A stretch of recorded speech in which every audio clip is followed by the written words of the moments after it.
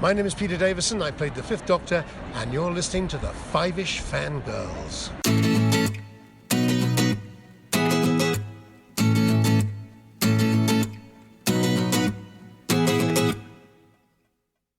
The Dances this week continue all the way to episode 528 of the Fiveish Fangirls podcast. Welcome to my mind.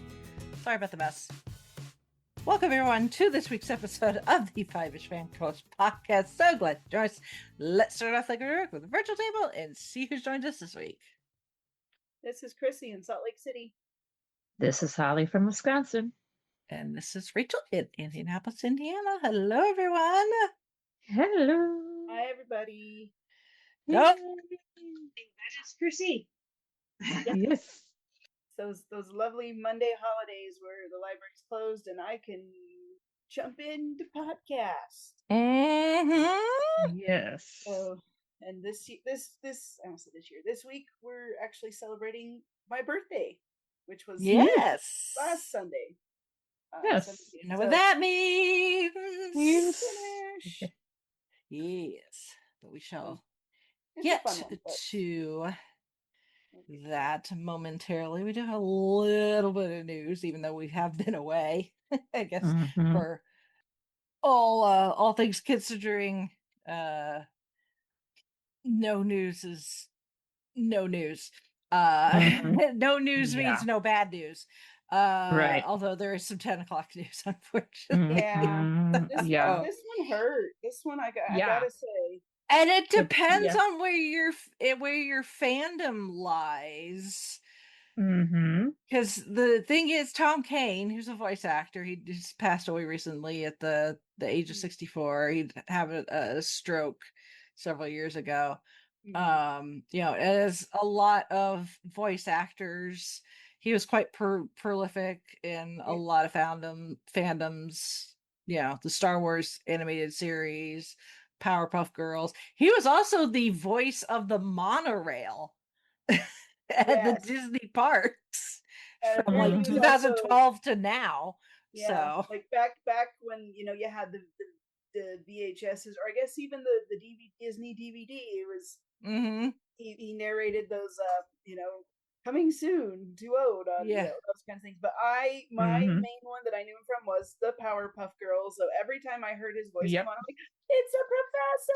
In Powerpuff Girls, because there were other characters he voiced in the show.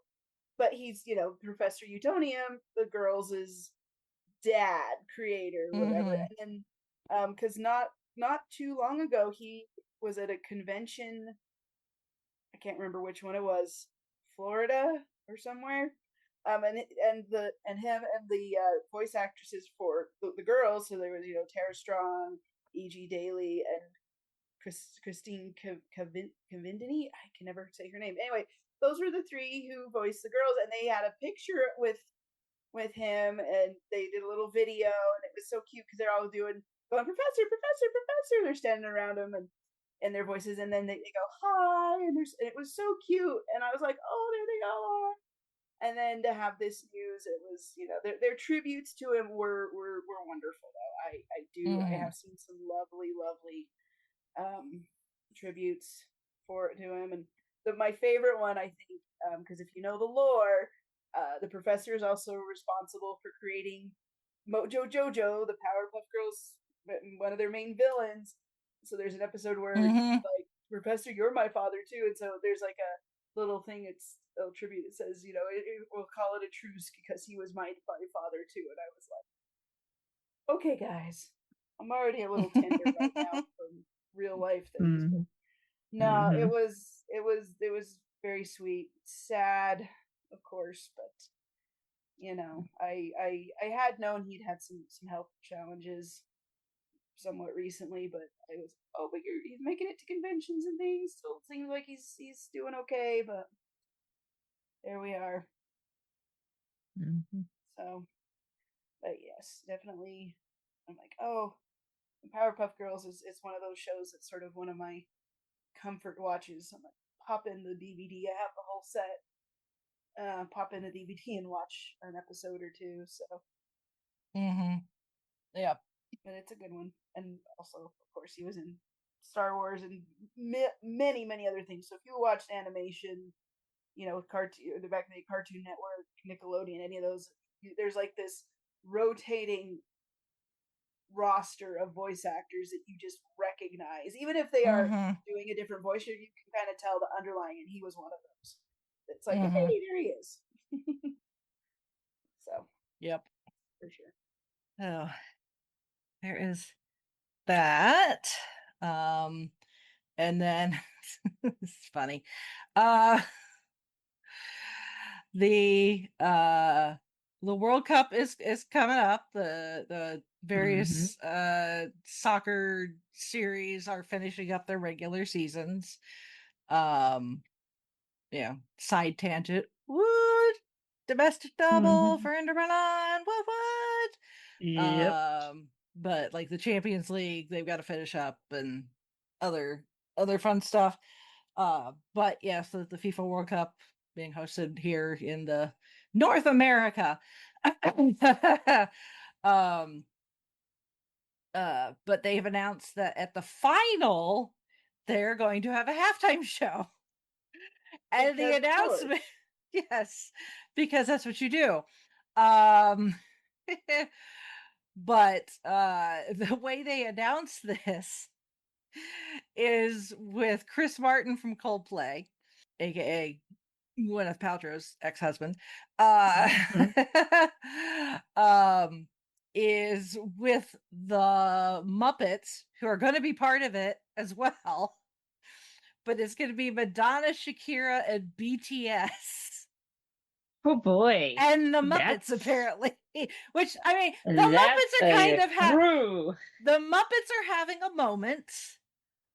Thankfully, they're building momentum. They had that one-off Return of the Muppet Show with Sabrina Carpenter.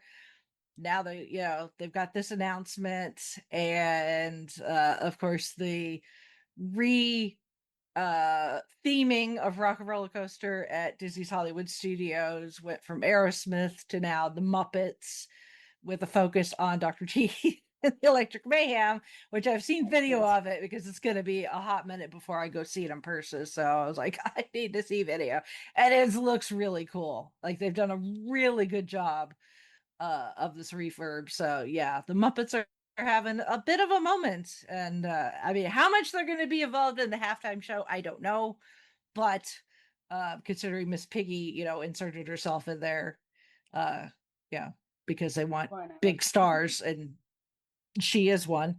So yeah, but the final match is set for July 19th at New York, New Jersey Stadium. Who knows is gonna be playing at this point. Kind of hoping for Argentina to be one of them, just so I can watch Lautaro Martinez play. Yep. Woo! So be really funny if it could be Argentina and France, because then Lautaro and Marcus would be facing off against each other. Yeah. As does happen. So we'll see, what all happens with that. It's being produced by Global Citizen, and it's supposed to help raise money for the FIFA Global Citizen Education Fund for education and access to be able to play footy for children around the world. So that's kind of cool. So we'll see what happens. Hopefully it's a good match. Hopefully it's a good halftime show. We shall see. That is always the hope with these things. It's like, please be interesting. Yeah. Blow out one way or the other. Yeah. Well, at least with soccer, unlike with like the Super Bowl, where it could take forever to get to halftime, depending on how many timeouts, and they got to break for commercials and everything. It's like with soccer, it's 45 minutes and then a break and then another 45 minutes. That's it. Been a little easier to time your bathroom breaks, I guess. And then considering we're talking Doctor Who, kind of has found a new streaming platform, but only for New Who. Mm-hmm. So yeah, it's beginning, a little funky how they have this.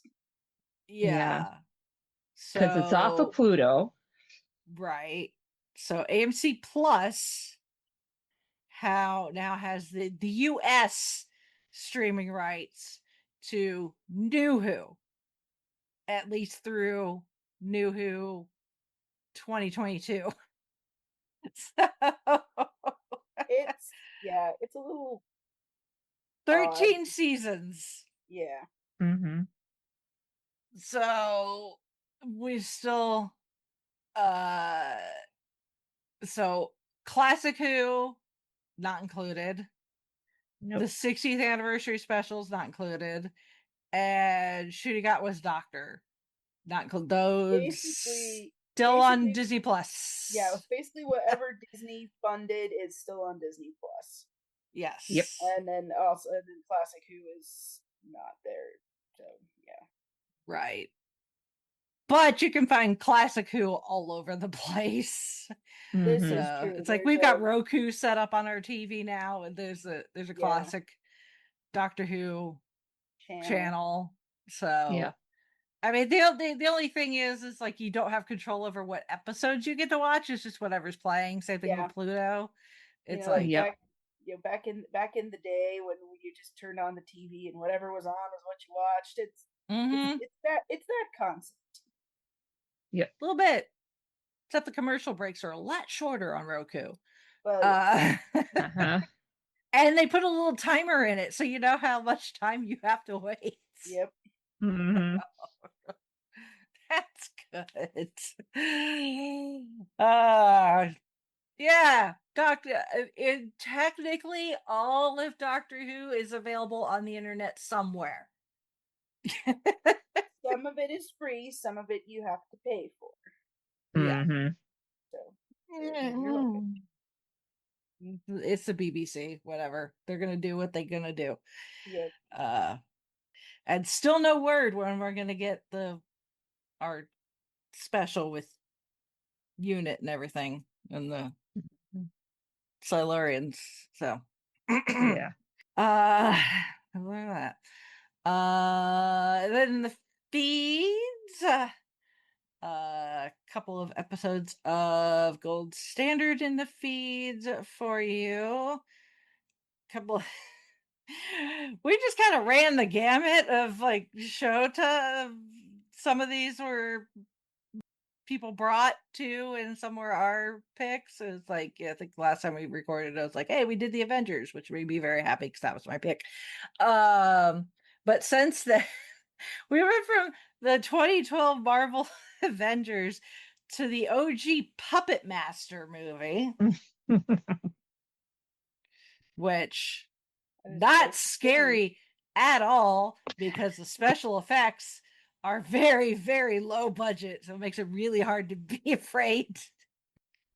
I guess unless you're one of those people that just is kind of afraid of puppets and dolls to begin with, you might find it a little scary. But in general, other than the slugs were the worst part for me.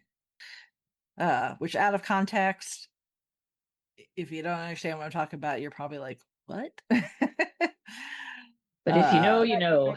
But if you know, you know.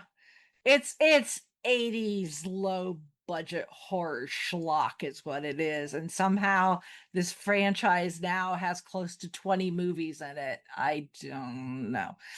Well, it's cheap. You can make a lot of it.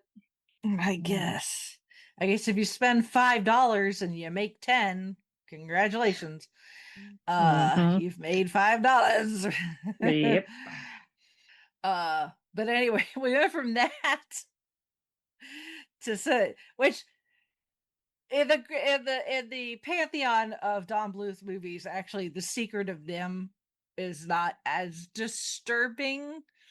Maybe it's because I'm older now and a bit more jaded and numb to these sorts of things. But yeah, we went from Puppet Master to The Secret of Nim, which is a Don Bluth movie. It was actually the first one he did after he left Disney. Mm-hmm.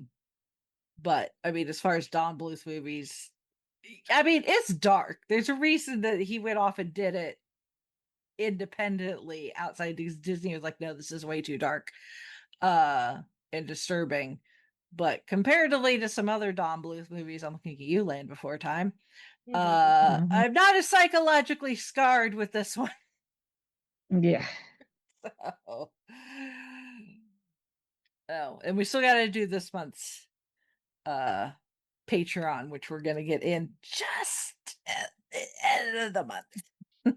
So, but that will be available. It is coming. Yeah, Definitely. yes. Mhm. I know. That means I'm almost done with work. Yeah. Same. Same. Oh, hallelujah. Anyway, Mhm. moving on to feedback. We have feedback from Shalane. She says, going back to DreamWorks animation, fun fact, it replaced Amblimation, the studio created by Spielberg. They only did 3 movies, American Tail, Five Old Goes West, the only American Tail sequel released in theaters before the others went direct to video. We're Back, A Dinosaur Story, and Balto. After We're Back and Balto failed at the box office, even though they're still good movies, DreamWorks was founded and a lot of the Amblimation employees went there to work. Also, you girls probably know that the movie employees who work for Disney have also worked for DreamWorks and then gone back to Disney, like Brenda Chapman, one of the directors of The Prince of Egypt, who later co-directed Brave and worked on Pixar creative teams too. And the executive producer for Blue Sky Studios, the studio behind Ice Age and Horton Hears a Who before Disney bought Fox, went to found Illumination, the studio behind Despicable Me and Super Mario Brothers. She knows all of this history. I don't know how she She keeps it straight. does. I'm like, oh, I didn't Yeah. actually know some of that. Yeah. Going back to Z Legends, yes, the Jonas Brothers definitely have chemistry with Miley Cyrus. They guest starred on Hannah Montana and toured with her too.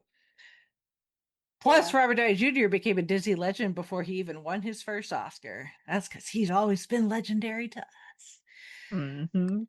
Going back to Shrek, in one of the sequels, they had a Swan Princess reference, and Disney didn't make the Swan Princess. Sony did, and there's also Barbie Swan Princess movie. Yeah. Also, Shrek had a Frog Prince reference before Disney ever made The Princess and the Frog. Speaking of musicals, we just got new stage musicals based on The Lost Boys and Beaches. Fun fact, I finally watched both movies and enjoyed them.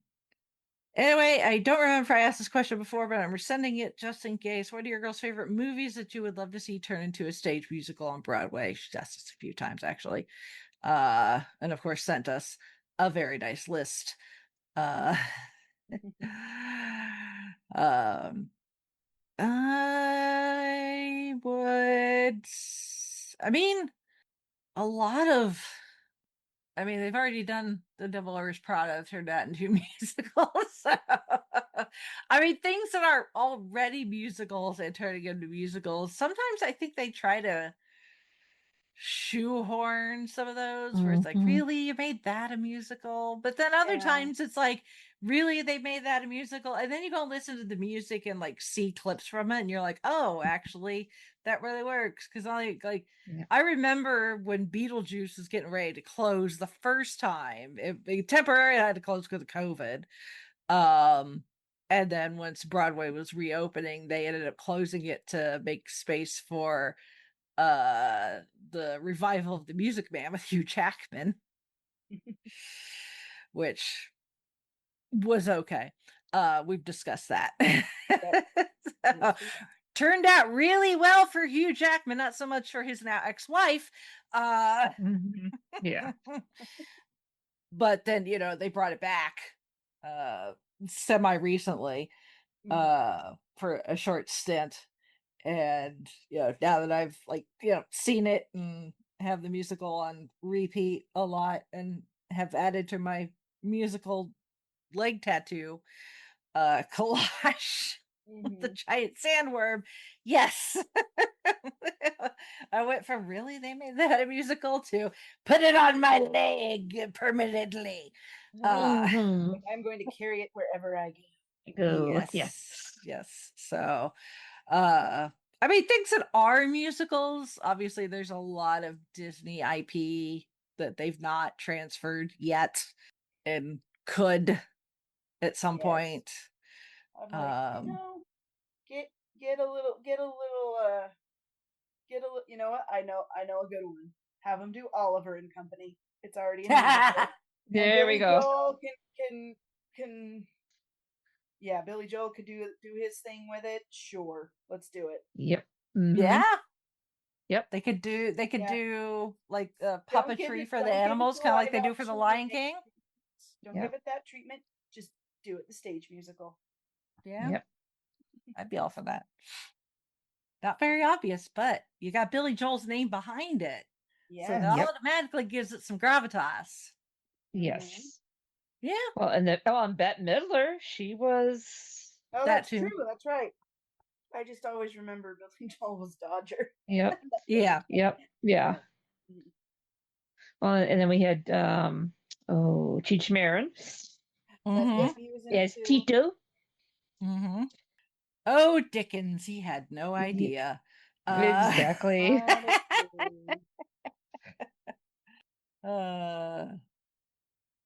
She continues. Also, one of the local theater companies here in Utah is turning Lord of the Rings into a stage musical. Are they doing all three, or that'd be a really long musical? Yes, it would. Unless you really, really slim it down. You'd have to do it in like several parts, obviously. I'm like, You'd almost have to do like a 3-act structure and have each act be one of the books. probably. And like really, That's a lot. I don't know how it is. I mean, it's one thing to turn Les Mis into a musical, because that book is really effing long, but it's only one book. Yeah. Mm-hmm. Also, you can like Les Mis. There's like whole chapters describing the French sewers. You can cut that out, and it's fine. Yes. So, but yeah, that would speed run, I guess. Yeah. I don't know, speed run Lord of the Rings. They already turned Sense and Sensibility into a musical. Kind of see that, very Bridgerton-esque. And now they're doing Twilight. God, Twilight needs to die. Please and thank you. In my humble opinion. Now going back to the Oscars, a gold standard, I believe you guys might talk about Sinners and Weapons in the future. That's probably a good assumption. Speaking of musicals, since I gave you girls Rent to talk about and Rent to celebrating an anniversary this year, I think this podcast is perfect to talk about Rent, Hairspray, Cabaret, Chicago, and West Side Story, along with the remake too, because you guys can compare it to the original on gold standard. That is true. Down to James and the Giant Peach. I did enjoy this movie when I was younger until I found out it wasn't much of a kid's movie because of the rhino and the skeleton.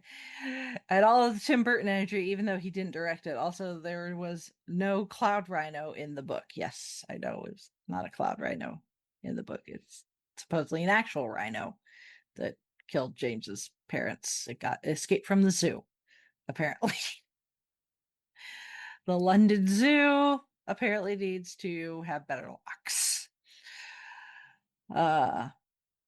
Yeah. I mean, it's a kids movie. It's just not a little kids movie. You got to remember some of us being a kid is from, like being like 2 or 3 when you could start like, taking in and kind of understanding how the world works up until you're a teenager. So that's like a good chunk of time. So when you say something is for kids, it doesn't necessarily mean little kids. It can be, I would think James and the Giant Peach is more like, your 8, 9, 10-year-olds type movie.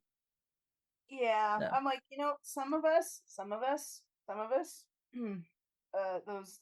us mid-80s babies, we now the older 80s kids, you had a little more time with this, but I remember watching kids movies like E.T. scared the crap out of me. And then I was showing some clips of it to Lottie, and I'm like, gosh, I forgot how much they swore in this movie.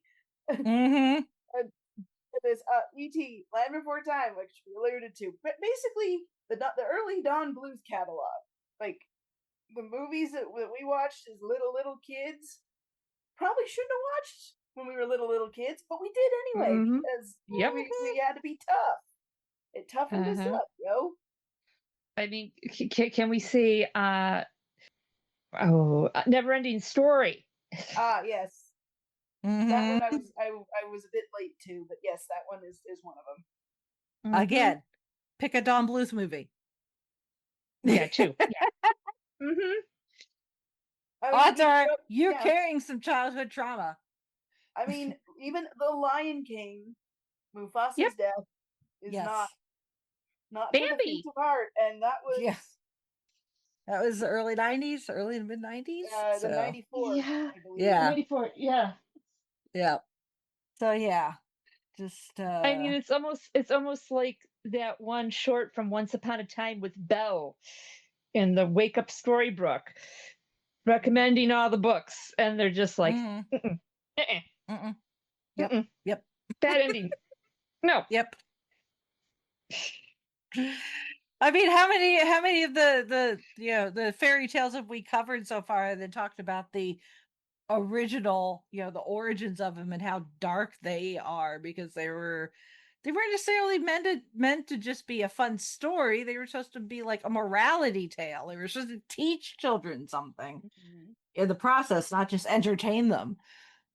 Yeah, we'll do some more Rob Dahl, definitely. So, just because the books are fun, it's interesting to see how they've been adapted, especially when we talk about the Charlie and the Chocolate Factory. Good Lord. Anyway, back to Shalane's Fiveish, but I really enjoyed the characters and the music. My favorite character is the worm. He was the best. I believe this is your girl's first movie based on a Roald Dahl book. What's next? Charlie and the Chocolate Factory? Matilda? The Witches? Wait, you did that one on Gold Standard and Fantastic Mr. Fox. The only Roald Dahl books I've read are Charlie and the Chocolate Factory and Matilda. Going back to the K-pop Demon Hunters meals at McDonald's, they were sold out by the end of last month. And yes, Burger King is doing a Mandarin and Grogu meal, and I'm gonna try it if they're not sold out. I got to do the K-pop Demon Hunters meal twice. I did not do the Saja Boys because everything was too spicy, and I'm a wimp. But it was fun. I mean, I may have to try the Mandalorian Grogu meal. I mean, Burger King, it is the place where they treat you like royalty, according to Harry Dresden. So, I also tried the Wednesday Addams meals at Wendy's last summer. Love them. Plus, I have little Happy Meal toys, and they make good decorations for my bedroom. Going back to James and the Giant Peach, this is your third Susan Sarandon movie after Enchanted and Rocky Horror Picture Show. What's next, Thelma and Louise? Well, that would just be telling, wouldn't it? Yeah. Wink, wink, nudge, nudge. Yeah. I think this is your girl's first Richard Dreyfuss movie. What's next? What about Bob? You guys already did Jaws on Gold Standard. Yes, we did. Going back to Gold Standard, Dustin Hoffman. It's been a while since I listened to Kramer versus Kramer and the other Dustin Hoffman movie you guys talked about. That would be Rain Man. There's also a stage adaptation of James and the Giant Peach, and the music was done by the same people who gave us The Greatest Showman and Dear Evan Hansen. So that makes 3 Roald Dahl books that have been turned into musicals, along with Charlie and the Chocolate Factory and Matilda. Last thing, this is your 4th movie with music by Randy Newman after Toy Story, Monsters, Inc. and Cars. What's next? A Bug's Life and The Princess and the Frog? Well, I mean, they are Disney movies, so... I mean, they'll turn just about anything into a stage musical. I mean, they're working on a Weird Al musical. So. Hey, why not? I like this plan. I'm happy to be part of it. I'm not part of it, but I'll... The world needs more Weird Al. Oh, yes, it does. Always. Yes, it's going to be called Dare to be Stupid, the Weird Al musical. It's going to be a jukebox musical because, of course, he's got a huge catalog. And you know, a wide variety of genres and by nature of the way he does his thing. Yeah.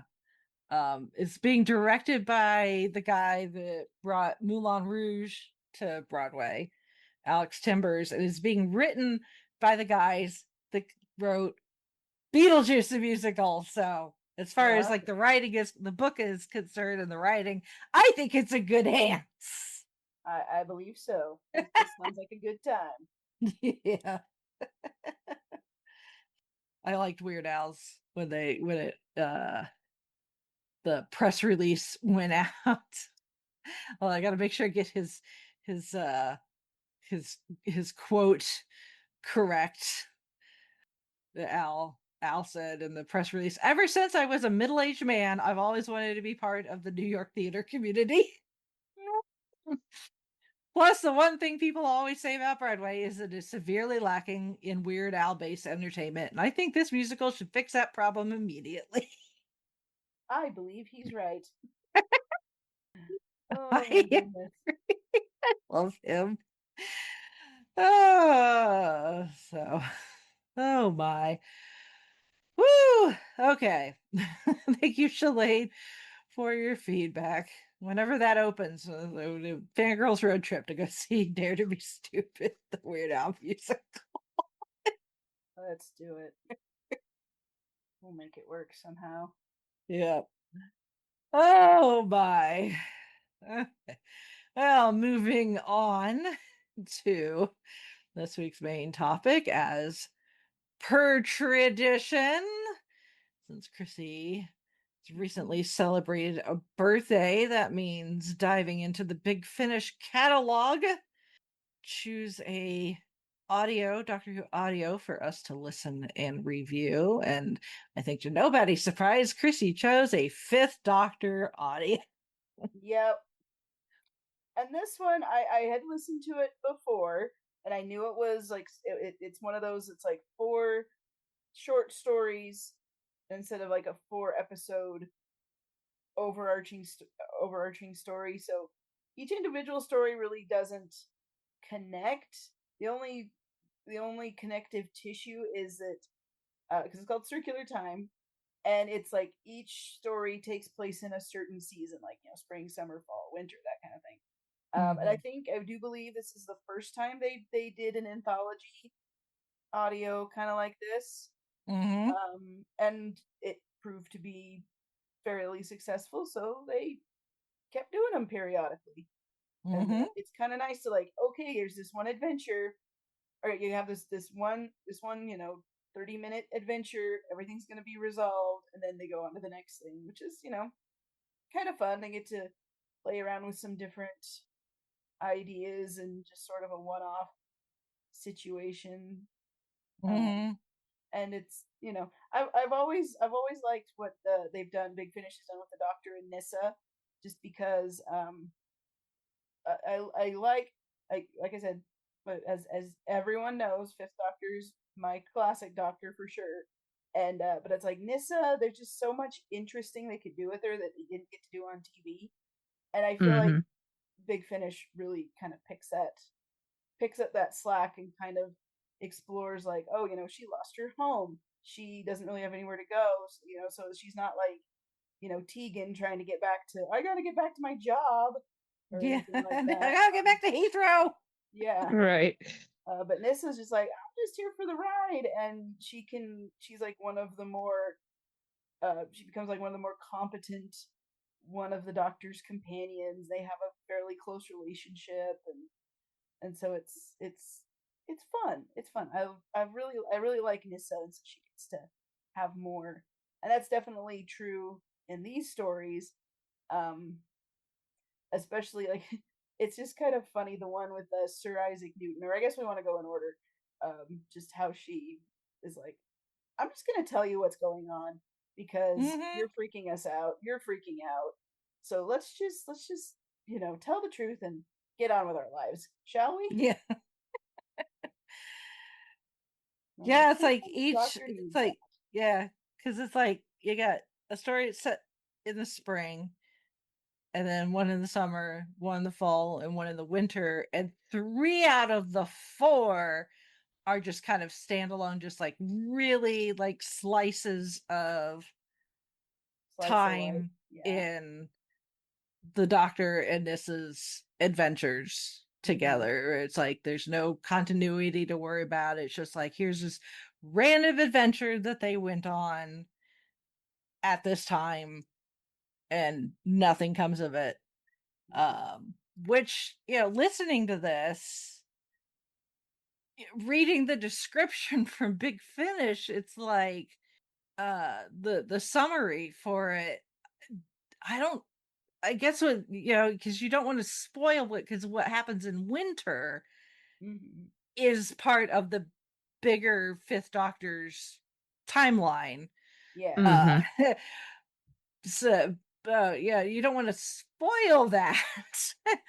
But I don't know if necessarily their summary really gives a good idea of what to kind of expect from this. Yeah, because it's kind of hard to lay out. Okay, this is this one. This is. I think in recent years when they've done these sort of anthology collections, they've been better about like, okay, episode 1 is this self-contained story, and here's a summary for that one. Episode 2 is this self-contained story, and so doing separate summaries for each of them. And there's a lot that I'm willing to forgive because this is the first, and they were just trying it out. And then they figured things out more as time went on, and they did it more and more. But yeah, the summary is just kind of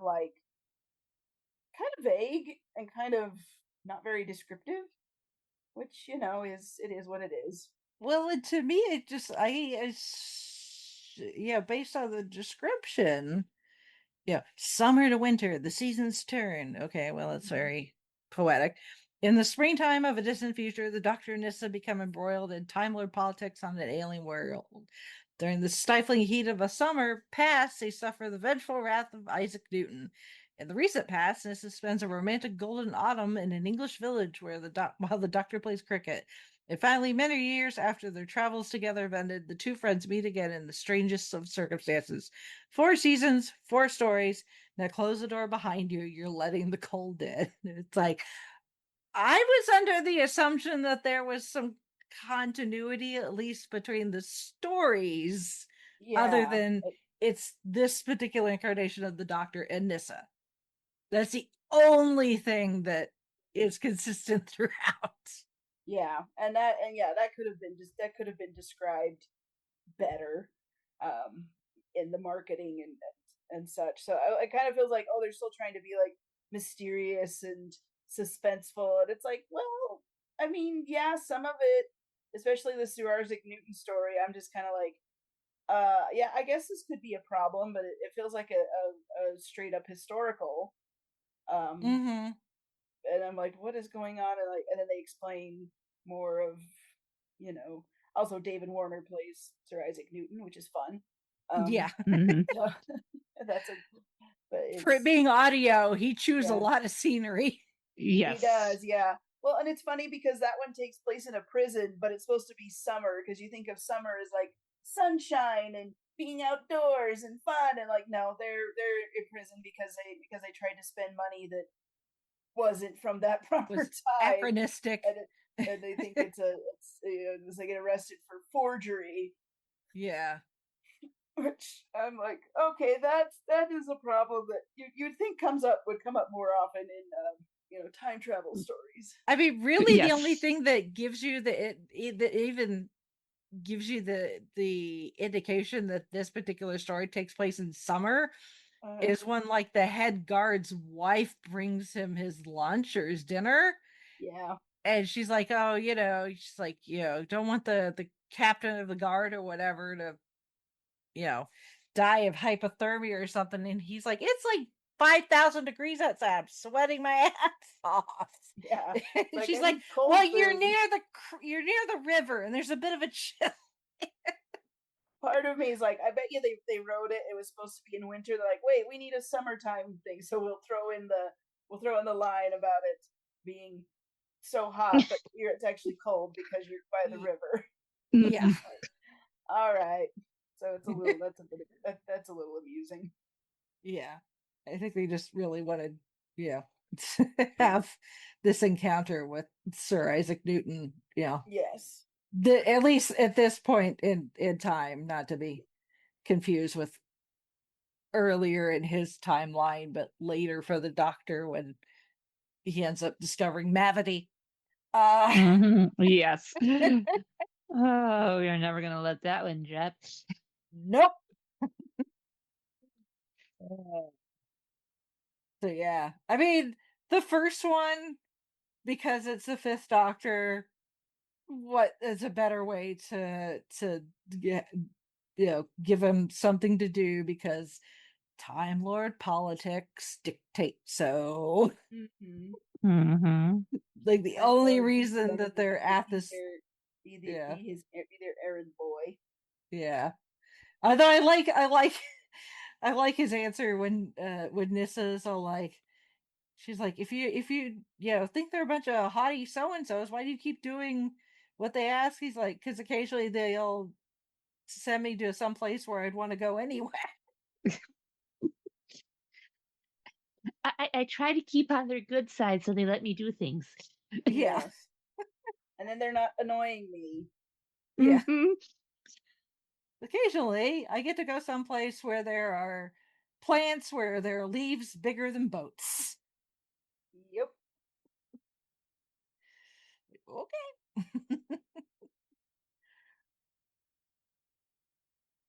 Although I feel like this one, if they wanted to, could have easily been a full audio by itself, though, I think. The first one. Yeah. Yeah. Mhm. I mean, and as I was listening to it, I was like, "Oh wow, they're setting this up. I'm in here for the long haul." Then I remembered, no, this is just its own little short story, because you got your other Time Lord who's causing trouble, and Hmm.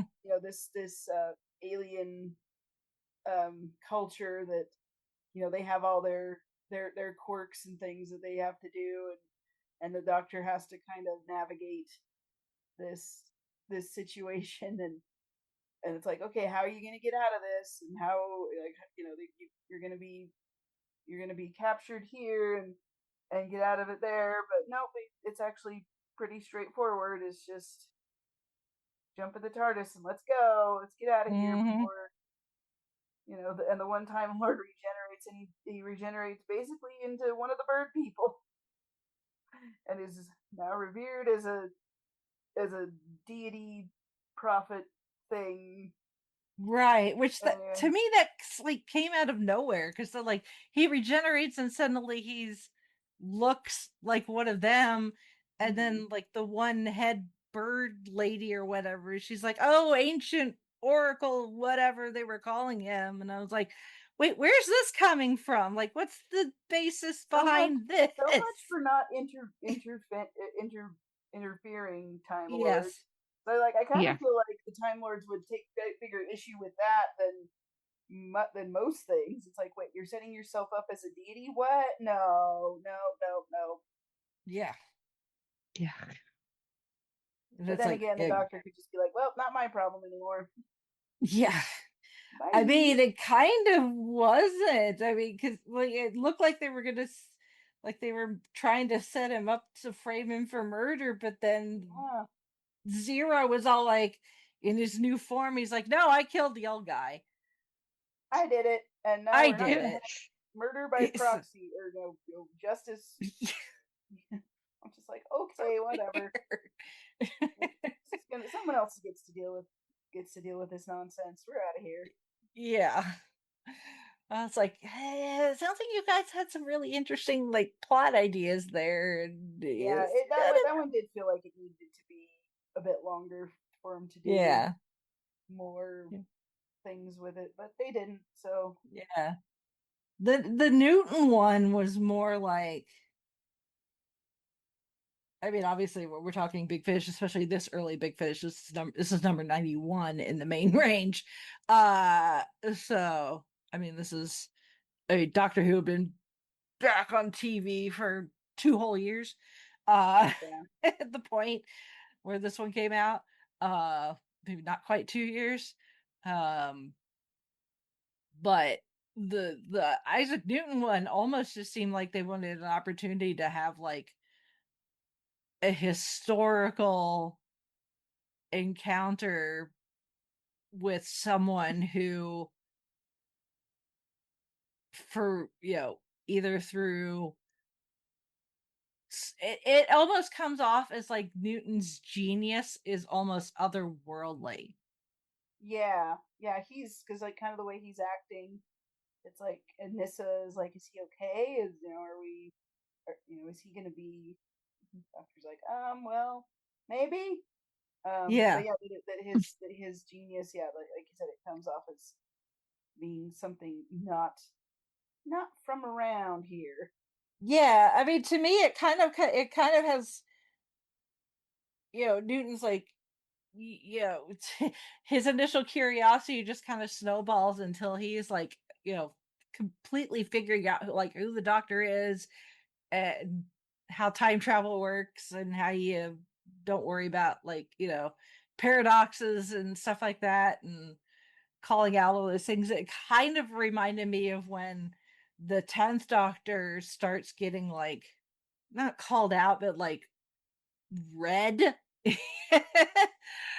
uh in the fires of Pompeii. Mm-hmm. With the soothsayers or whatever, and they're just like suddenly rambling off all this stuff about him. And they're like, "Hey, how did you figure that out?" Yeah.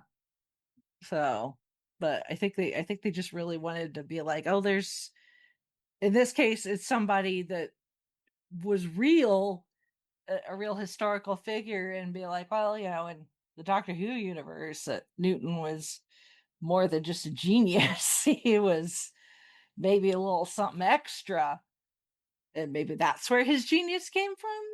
Maybe something happened to him, and now he's this like just like going down this rabbit hole, and it's not like we go down like a Wikipedia rabbit hole, but he's just doing it in his head. Mm-hmm. So it was a little.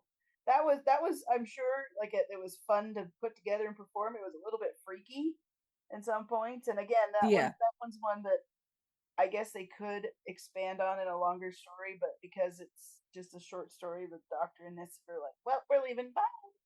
Yeah, it's like here's a short encounter of someone in history, and and at the end, like the Doctor and Nissa are leaving, and this is like, is he going to be okay? He's like, yeah, he's going to wake up and he's going to have one hell of a headache, and then he's going to forget all about us and get bored and move on to something else.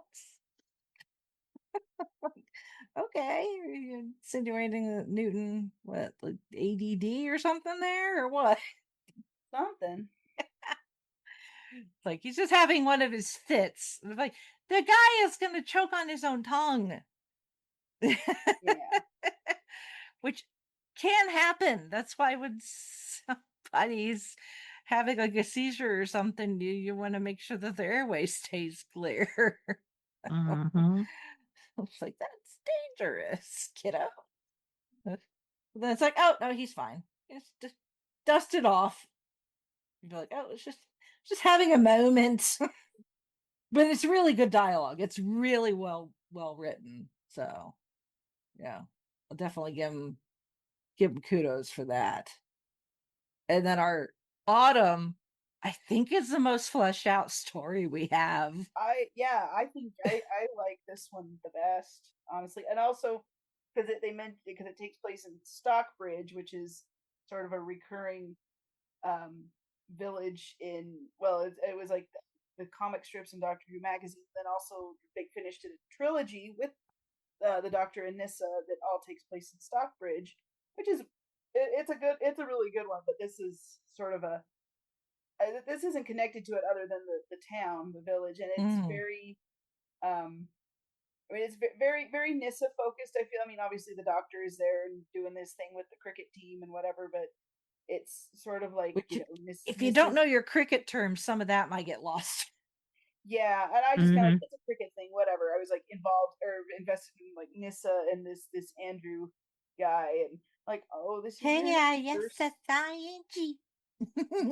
Your first kiss. Nissa has her first kiss. Yeah. And like at first, because she flat out tells him like, yeah, I'm from another planet, and he doesn't believe her. But then they spend more time together, and he starts to kind of fall for a little bit, and you can kind of hear it in the Doctor when Nissa goes and like talks to him. that I'm like, oh no, you're gonna leave her. I'm like, no, I know this isn't where you leave her, but this is like, are we having another Joe Grant situation? Well, no, not necessarily. But yeah, she's like, and it's part of that whole, coming to terms with her. She's going through, losing her, not just her family but her entire planet, and she can still see it in the sky because of where they are, and the destruction is still the light from it, and so she is still coping with that, I guess, which I really liked because it's like your entire home is destroyed. There's got to be some you gotta have some time to come to terms with that, honestly, and she never really did in the show, so they like give her that chance to explore those emotions and all those things, which I think is awesome. And yeah, Andrew was a little bit weird at first, a little bit of a jerk, but then he kind of lightened up a bit, and he got better. And I mean, obviously, if you tell someone, "Hey, I'm an alien from another planet," they're going to be like, "What? What are you talking about?" It's obviously not something that you're prepared to hear from just someone that you met. And this, and then Nissa is like writing the story, and he's insisting, well, it's got to have a villain, it's got to have conflict, and she really doesn't want it to have a villain, because it's about her home, and it was peaceful and it was nice, and but then it's like, but then a villain did come in and wreck everything. So it's kind of that. There's a lot going on here, and it's it's good to explore it and really get inside Nissa's head what's going on. And it's like the doctor is narrating. It's like he's narrating a story, but then it turns out this is the book that Nissa has been writing this whole time. Because then she starts narrating the beginning that the doctor did at the beginning of the story. So it's very, very well done, very well put together.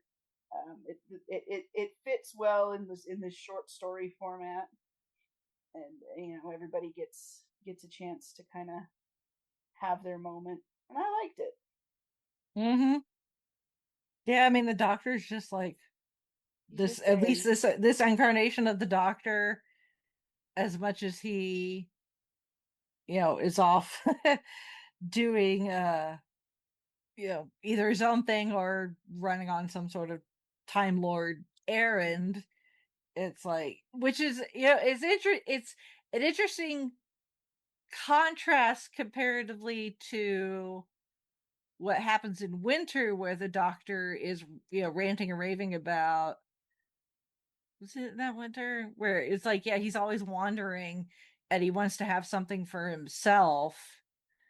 And in this, he kind of is, by taking time out to play cricket with this team. Yeah. But then as soon as it's over, he's like, bye.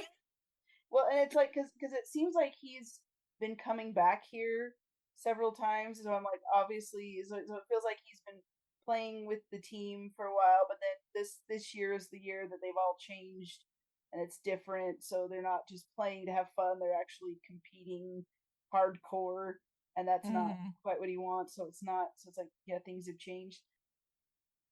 And that in that kind of way, so it's kind of like, oh yeah, things do change, things do kind of move on, times change, people change, and that kind of thing. But he's like, all I wanted to do was just play cricket for recreation, and this team is like, no, we are winning at all costs, and we're gonna, the coach is.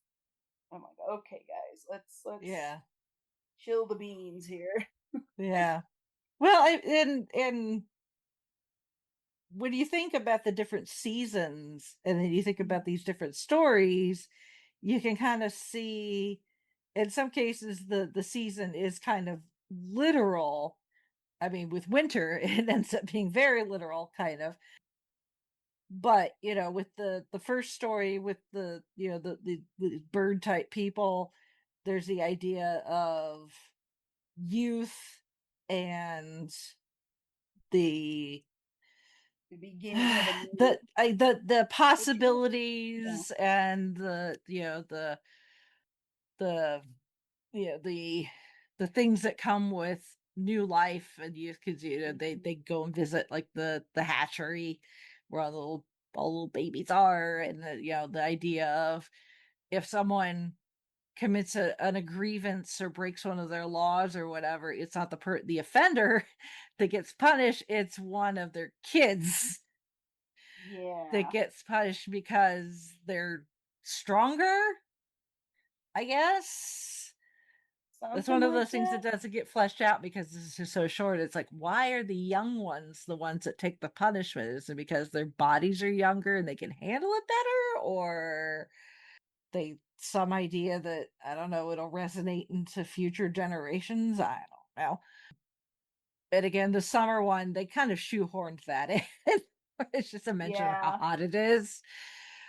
But then autumn, you think about autumn and fall and how you're slowly moving into winter. The days are getting shorter. The plants are starting, are losing their color and their leaves. There's just kind of this feeling of things slowing down and shutting down, and plant life, some of it's dying off. It's a season of change. And you have this idea that Nissa is toying with the idea of slowing down and maybe settling down and changing her life again, but this time possibly on her own terms. Obviously she had no control over what happened on Traken, right? But in this case she has a decision to make, and it can mean changing her life as she knows it again if she decides to stay with this guy. And then you have the one guy in the cricket team that drops dead while making the scoring run. So you have literal death. Well, and the other thing I really liked with Nissa in fall is like, because she's like, because the guy, she has her first kiss and it's all of a sudden, and she's like, I thought I had to have time to plan it and be logical, because she's very scientific and very logical about these things, but that's like how she grew up. And while those things are important, and that's a good thing to hang on to, there's also like in her maturity, like she's learning to mature. She learns like, oh, not everything is just so clinical and by the book. Sometimes things just happen that you weren't planning for, and when those things happen, you have to figure it out on the fly. So it's not like, the Andrew kissed her and she wasn't like horrified or something. I mean, she was definitely surprised and shocked, but then she's like, oh, maybe this is okay, maybe I like it, or maybe these sorts of things. It's okay to be a little more spontaneous. And in that, and obviously she doesn't stay with Andrew, because later, well, anyway, there's later stories with Nissa's family and kids with an older version of her. Well, and if you've watched a TV series, where Nissa's stories ends, at least as far as the television series is concerned. So, but she does. I mean, she still has that scientific mind and thought process, but she's a lot less rigid in what she does with it, which is fun to see. Fun to see a character grow and grow into their maturity that way. So the autumn one, it's very kind of bittersweet, but also thoughtful, and I like how they do it without it being pretentious, and it's actually kind of relatable. Just from a perspective of this is how life is. So it was a good one. I quite liked it. Yeah, and it's like Anissa has her first kiss, and probably some other first too. It's like, oh, we were stargazing. Like, yes, and the totally. doctor's all like, oh, that's quite an accomplishment considering all these branches and leaves that are in the way. It's like, we know what was going on. Yeah. So that's what they're calling it these days. Stargazing. Okay. Stargaze. He's like a dad. Promise. Sure. Like, it's okay, really. Yeah. He's like, I was young once. Oh man. Yeah. And then Winter's what really threw me off. Yeah, this one, first time I I was listened so to it, confused on how this fit into everything else. Like, it was very much, throwing you for a loop, and it's like, okay, this is Nissa, she's older, they're married, like, what the heck? And yeah, it's like, what he's a happened? mom? Back it up. am I listening to this correctly? hold on, time out. What are you guys doing? Oh, okay, I get it now. It's one of those, it's, Caves of Androzani, all of our favorite, mine. Yeah. Yeah. It was So like, I mean, yeah. yeah, I was like, when you first are like, oh, Nissa, she's married, she's got a baby, and it's like, okay, obviously this is like way further in Nissa's future post, her appearance on television. Mm-hmm. And it's like, okay, I got that. That's easy enough to follow. But then the blizzard and the doctor's got a wife? And Who is this? She sounds like Anissa, and you have kids named Tegan and Adric. Like, what? Right. But then there's also things like, oh, I feel like I'm carrying somebody, and I was like, huh? Yeah. Like, oh, yeah. And then this is all like, I need to go back into my dreams, but I need to use your fancy because she just so happens to have married a dream specialist. Sure. At this point, why not? Yeah. I mean, she married a fellow scientist. It tracks. It's just for this particular story, he just so happens to his specialization just happens to be in dreams. Yeah.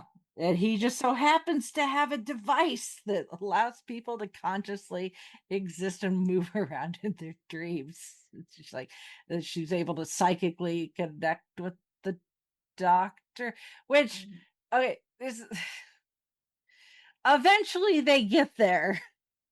Yes, it does. But the way, I was like, okay, this is seeming a little contrived. And then eventually they made the thread work. Because if you've seen the Caves of Androzani and you've seen the Fifth Doctor's regeneration, you know that he sees visions of some of his past companions right before he regenerates. And this is supposedly why that happens.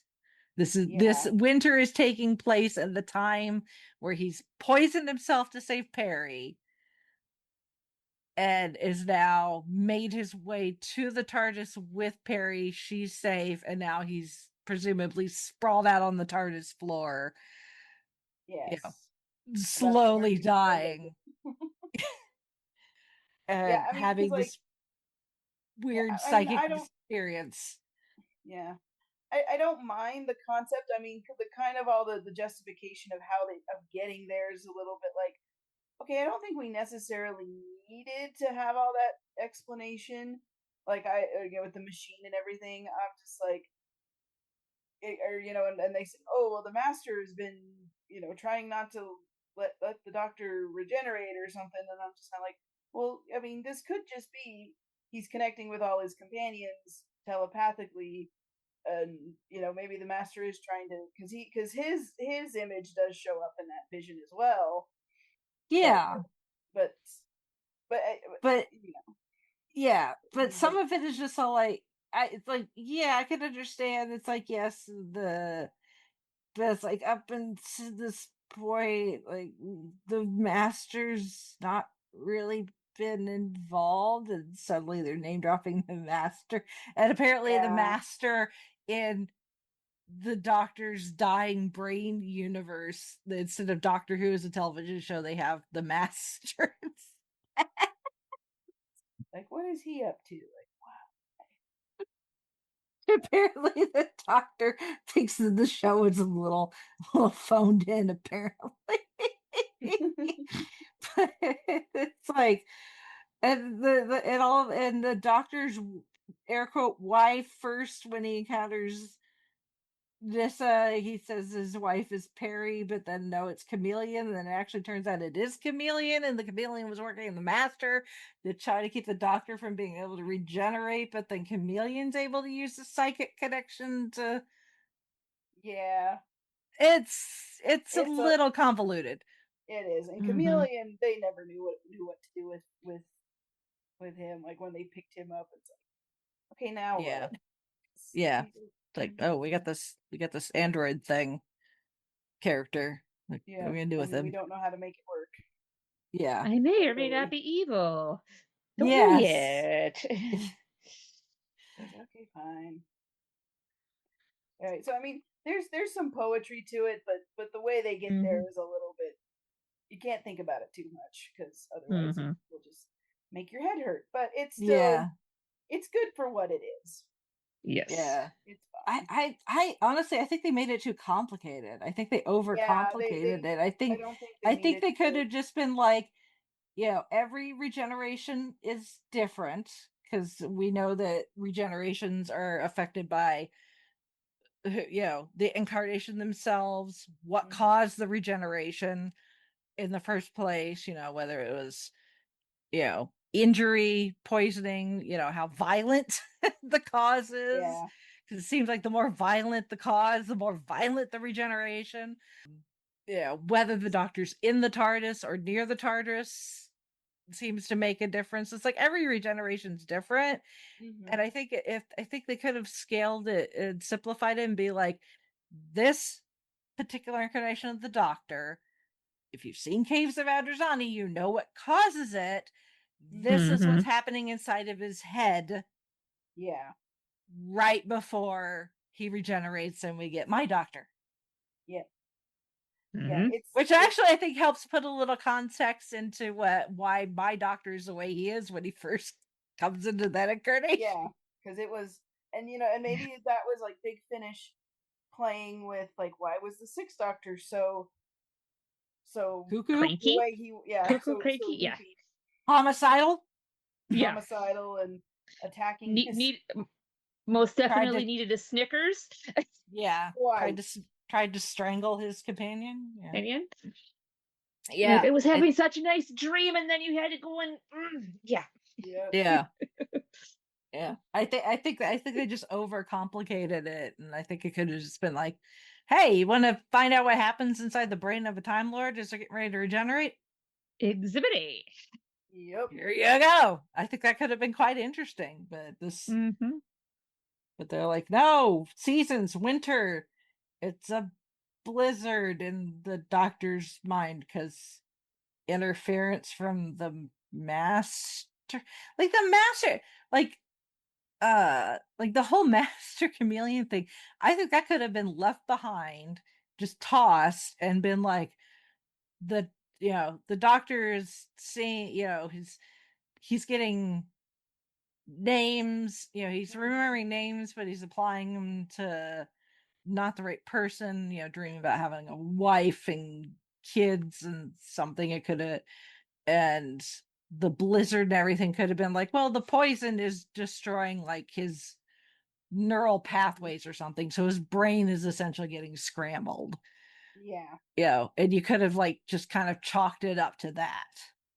And I think that could have been less, well, let's try to shoehorn the Master in right before this Doctor regenerates. Well, it's one of those, you did okay. You did all right. Yeah. You tried. Yeah. I mean, it is, anytime you have the Doctor does domestic, it's always interesting because that's not who the Doctor is. Right. And it usually gets a little messy. Yes. So wrong. Yeah, because it's so against their nature. She's like, I can't imagine you with a wife. Yeah. Like, that is true. But then again, I mean, we've seen that with, I mean, we've seen the Doctor, try to do domestic either intentionally or unintentionally, with the family blood, where, he hides his Time Lord essence. We've seen that with the Power 3,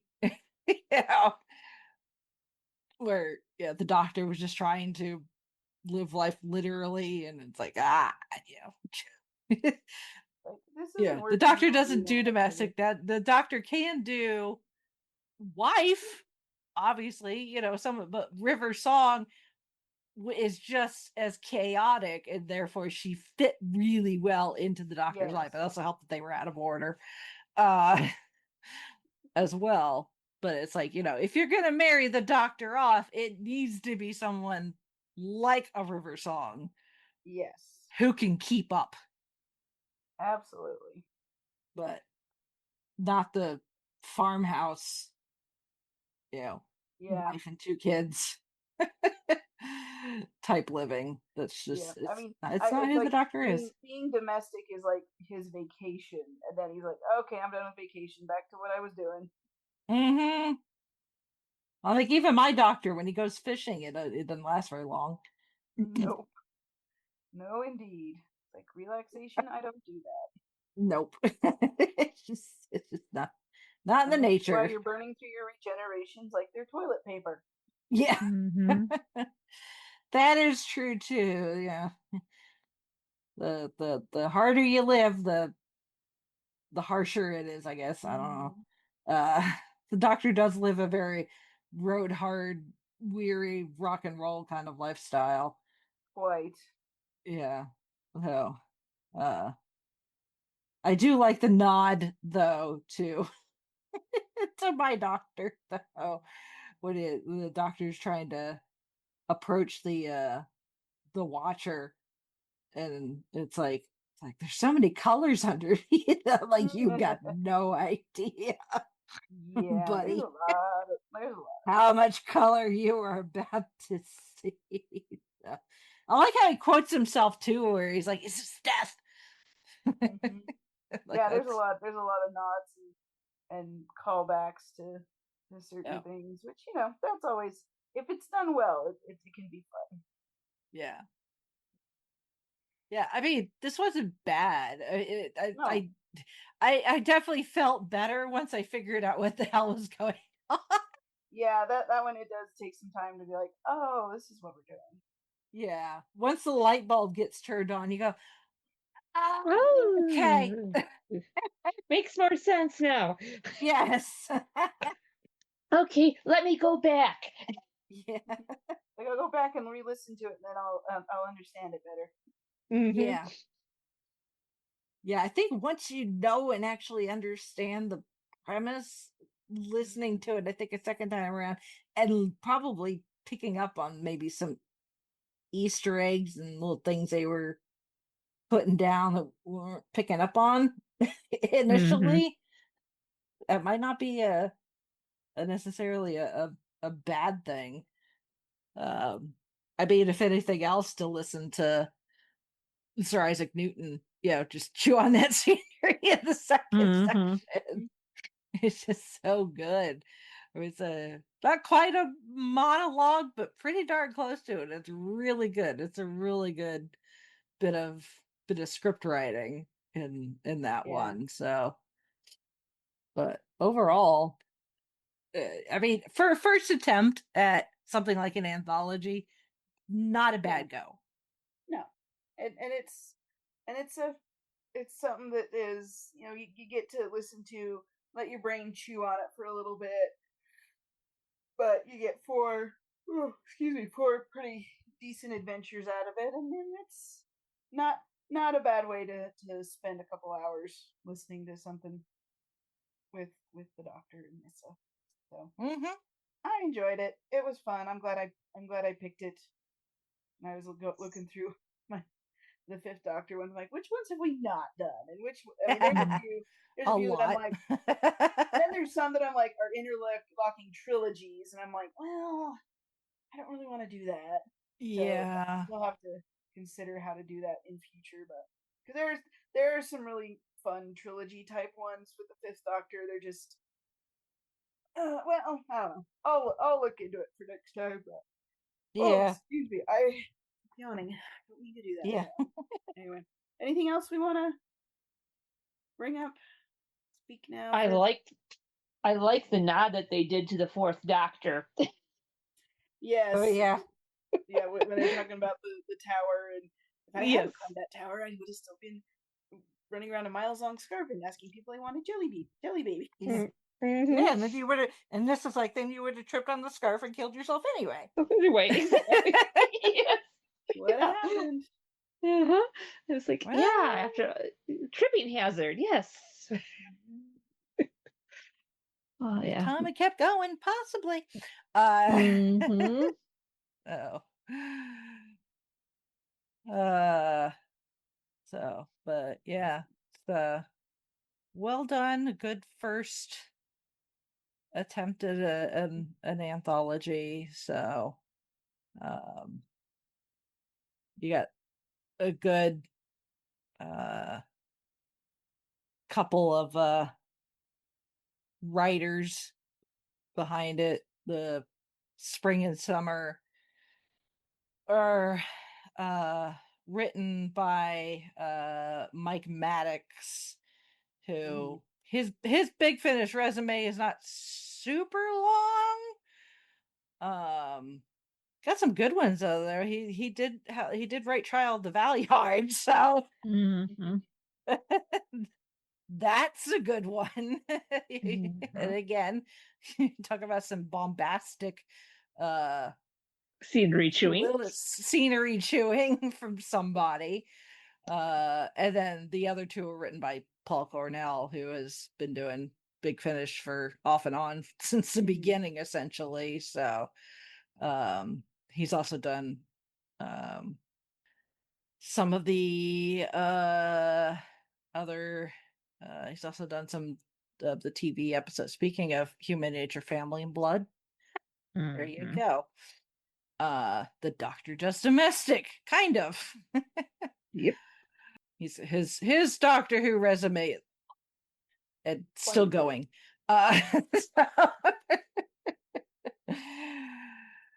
But yeah, this is, and this, like I said, this is early Big Finish. This is number 91 in the monthly range. So obviously, as far as physical media, it's out of print. So you'd have to, if you want the CD, you're gonna have to find it secondhand, but you can still buy it digitally, and it is heavily discounted because it's early Big Finish. Oh, I think with the exchange rate, I think it cost me like $6. I think so, Mhm. which is not bad. No. No, I mean, Big Finish, you can easily charge more, but I'm glad that they got to the point where, like, yeah, like our first 100 or whatever, we're just gonna cut the price. Like the digital doesn't cost us as much, and we're not printing CDs anymore. So, Mhm. Yeah. So the digital is fine. yeah. Well, awesome. Well, so we good? Mm-hmm. I think so. Sweet. So if any of our listeners want to chime in on their feedback, if you've listened to Circular Time or any of your any favorite Big Finish stuff that you want to talk about, drop us some feedback. Our email address is fiveishfangirls@gmail.com. You can also go to our website, which is thefivishfangirls.com. That has links to all of our social media. You can leave comments, find all of our show notes, links that we've talked about in our episodes, and check those out. Leave comments there as well. We also have our Patreon, which helps keep the podcast going. And so if you feel inclined to support us that way, we also have our merch shop. And yeah, just go to our website, and it's a good time, fun things. And of course, as always, we thank you for listening, and thank you for your support. Thanks for being here, and take care. If you're in the northern hemisphere, it's getting to be summertime, so stay cool. And if you're in the southern hemisphere, bundle up. Mm-hmm. Mhm. I'm just, and I'm also a little bit jealous because I'm like, oh, I don't want to be hot, but here we are. It's hot. Mhm. For us. Okay, fine. We'll make it through. I was out running errands earlier, and in one of the stores I was in, I did see a sign that said, "I'm sorry for the things I said when it was cold." I I my need that, and I'm sorry for the things I said when I was hungry. So Yeah. I need. I'm sorry for the things I said when it was hot. Yeah. I'm the opposite. yeah. I apologize in advance to anybody. I'm grumpy. Yeah. Sleep deprived. Deprived. That too. That too. All right. Well, if we don't have anything else, we shall sign off for this week. This is Chrissy saying goodnight from Salt Lake City. This is Holly from Wisconsin saying good evening. And this is Rachel in Indianapolis, Indiana. The Sorja tells us he comes from a world where there may be gods, and yet they're not gods, merely old men with big collars arguing. I think that's a good summary and description of the title.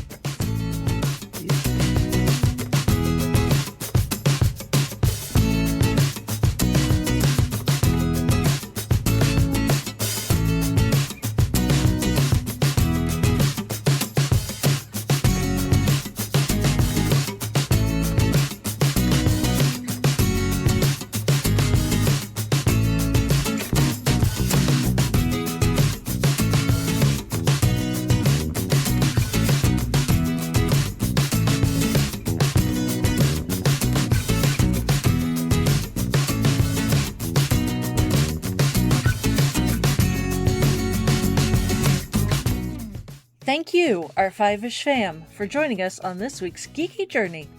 If you enjoyed the show, don't forget to subscribe, rate, and review. Stay connected with us on our website, thefiveishfangirls.com, and follow us on most social media with @FiveishFangirls. Plus, check out our nonprofit, Fangirls Give Back, to see how we're making a positive impact in our community. Until next time, stay nerdy and let the squee continue.